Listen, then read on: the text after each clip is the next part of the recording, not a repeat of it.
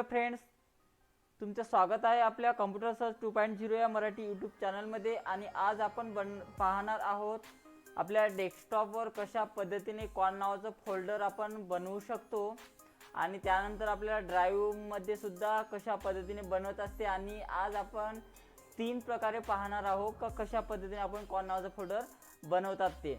तसं पाहिलं तर ते कॉन नावाचं फोल्डर कधीही बनवू शकत नाही, कारण ते सगळे रिझर्व आहे। मायक्रोसॉफ्टने ते नाव रिझर्व ठेवलेले आहे त्यांच्याकडे, त्यामुळे आपण ते कधीच बनवू शकत नाही। परंतु आपण काही ट्रिक्स वापरून ते बनवू शकतो, परंतु त्यामध्ये ते नाव असते परंतु ते हाईड केल्या जाते। ठीक आहे, तर बघू आता। राईट क्लिक करा, राईट क्लिक केलं डेस्कटॉपवर, न्यू मध्ये जायचं आणि फोल्डर घेऊन घ्यायचं आहे। ठीक आहे, आता या फोल्डरला जसं मी कॉन नाव दिलेलं आहे, CON कॉन नाव दिलं, त्यानंतर एंटर जर केलं तर बघा याच्यात काय म्हटलेलं आहे, the specific device name is invalid म्हणलेलं आहे। जसं AUX जरी टाईप केलं आणि त्यानंतर एंटर जरी केलं तरी तोच मेसेज येत आहे। असे खूप सारे नाव आहे जे मायक्रोसॉफ्टने त्यांच्याकडे रिझर्व ठेवलेले आहे। जसं कॉन आहे, कॉन 1 आहे, कॉन 2 आहे, LPT1 आहे, असे खूप सारे आहे।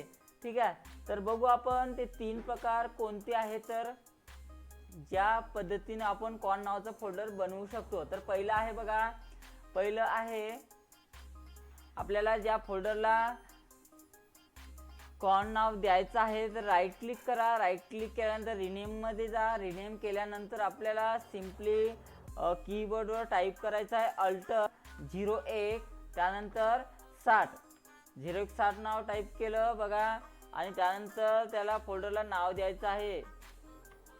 त्यात नाव देऊ आपण CON कॉन नाव दिलं आणि त्यानंतर एक एंटर करू। बघू शकता तुम्ही इथं कॉन नावाचं फोल्डर तयार झालेलं आहे। ही झाली आपली पहिली पद्धत। आता दुसरी पद्धत अशा पद्धतीने करायचं बघा। दुसरी पद्धत अशी आहे, तुम्हाला याच्यात मी सर्च मध्ये सर्च करायचं आहे कॅरेक्टर मॅप। बघा याच्यात वरतच ऍप्लिकेशन आलेली आहे कॅरेक्टर मॅपची, तिला ओपन करा।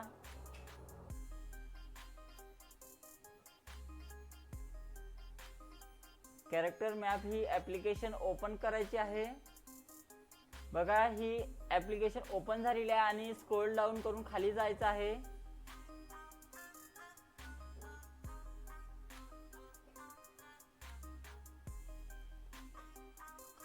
बघा याच्यात जे खाली डबे दिलेले आहे, बघा याच्यात खाली दिलेले आहे हे बॉक्स, त्या बॉक्सचं सिलेक्शन करा आणि त्यानंतर सिलेक्शन करून घ्या।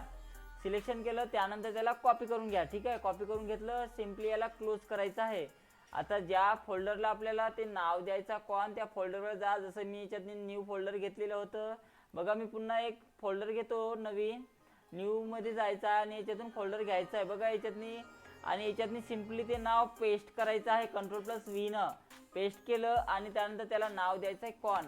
बघू शकता आपले 2 फोल्डर तयार झालेले आहे कॉन नावाचे, पाहू शकता तुम्ही। ठीक आहे, या ठिकाणी आहे एक आणि या ठिकाणी आहे एक। आता ही झाली दुसरी पद्धत। आता आपण बघणार आहोत तिसरी पद्धत।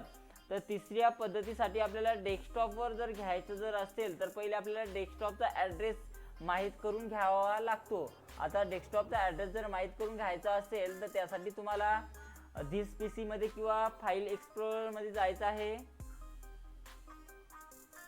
तुमच्याकडे धिस PC असेल तर धिस PC ओपन करा, किंवा माय कम्प्युटर असेल तर माय कम्प्युटर ओपन करा, किंवा याच्यातनी फाईल एक्सप्लोरर असेल तर ते ओपन करा। ओपन केलं त्यानंतर काय करायचं आहे बघा, C ड्राईव्ह मध्ये जायचं आहे। C ड्राईव्ह मध्ये जा। C ड्राईव्ह मध्ये गेल्यानंतर युजर्सवर जायचं आहे आणि आपले जे युजर्स ओपन असतील त्या युजरला ओपन करा। जसं माझं ह्या नावाचं युजर ओपन आहे तर मी याला ओपन करत आहे। ओपन केल्यानंतर सिम्पली याच्यातून डेस्कटॉपवर क्लिक करायचं आहे। डेस्कटॉपवर क्लिक केलं, बघा डेस्कटॉपचा इथे ॲड्रेस आलेला आहे आणि ते एक सिंगल क्लिक या ॲरोवर बघू शकता तुम्ही, हा डेस्कटॉपचा ॲड्रेस आहे। त्या ॲड्रेसला सिलेक्शन करून घ्यायचं आहे आणि Ctrl आणि C न कॉपी करून घ्यायचं आहे। कॉपी केल्यानंतर याला सिम्पली क्लोज करायचं आहे। ठीक आहे, क्लोज केलेला आपल्याला डेस्कटॉपचा ॲड्रेस मिळालेला आहे। आता डेस्कटॉपचा ॲड्रेस मिळाल्यानंतर आपल्याला सर्च बॉक्समध्ये टाईप करायचं आहे CMD टाईप करा, म्हणजे कमांड प्रॉम्प्ट ओपन झालेली आहे आणि या ॲप्लिकेशनला ओपन करा। ओपन झाल्यानंतर याच्यातनी आपल्याला टाईप करायचं आहे MD _/ आणि त्यानंतर फुल स्टॉप देऊन बॅकस्लॅश द्यायचे आहे आणि त्यानंतर ते डेस्टिनेशन त्यातनी टाकायचं आहे, जसं सी ड्राईव्ह, डी ड्राईव्ह किंवा डेस्कटॉपवरचा आपण जे ॲड्रेस टाईप केला होता, कॉपी केला होता, तोच ॲड्रेस यामध्ये टाकायचा आहे. ठीक आहे, डेस्कटॉपवर. तर डेस्कटॉप मी टाकलेला आहे. त्यानंतर बॅकस्लॅश घ्या आणि त्यानंतर कोणत्या नाव फोल्डर बनवायचं आहे ते नाव त्यातनी टाईप करायचं आहे, जसं मी कॉन नाव बनवत आहे. ठीक आहे, आणि त्यानंतर सिम्पली एक एंटर करायचं आहे. एंटर केलं त्यानंतर याला सिम्पली क्लोज करा आणि आपल्या कम्प्युटरवर रिफ्रेश करून घ्या. बघू शकता तुम्ही 3 प्रकारचे कॉन नावाचे फोल्डर यामध्ये तयार झालेले आहे. तर अशाच पद्धतीने आपल्याला कॉन नावाचे फोल्डर तयार करता येते. अशाच प्रकारचे व्हिडिओ पाहण्यासाठी चॅनलला